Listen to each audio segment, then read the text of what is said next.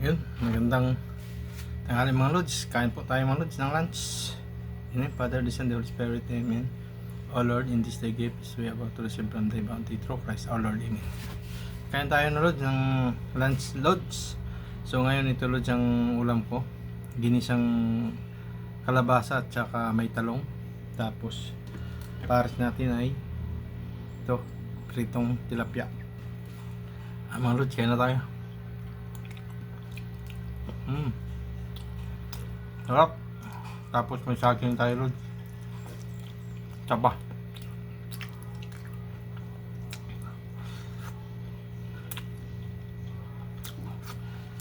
Sarap. Mabilin.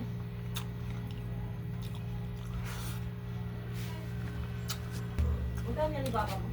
Lods. Tama. Medyo maingay mo lods kasi may bumibili. 12.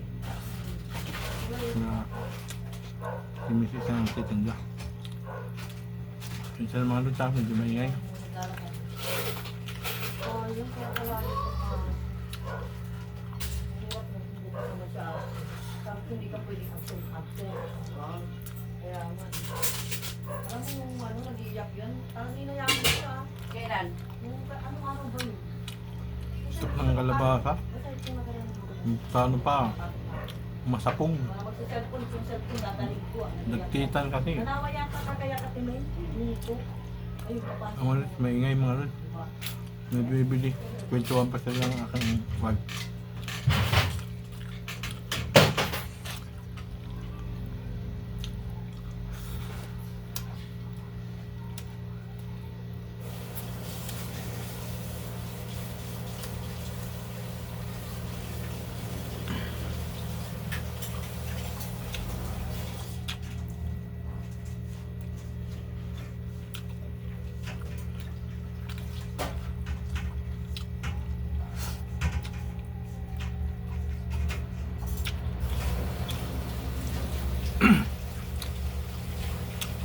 Pero mga lods, anong ulam nyo?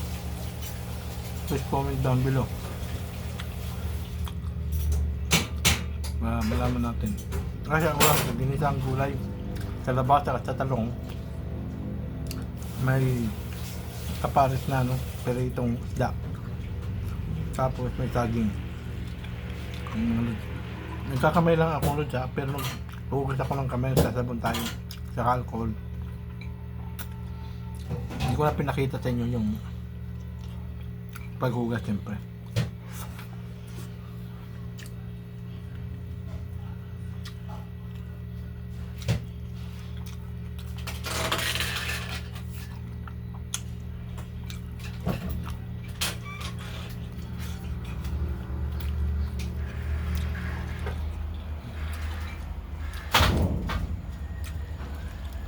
Sarap.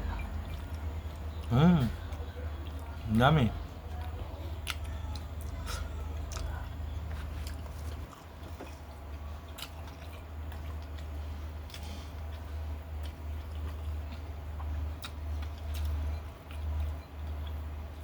Tapos na ako kumain mga lods.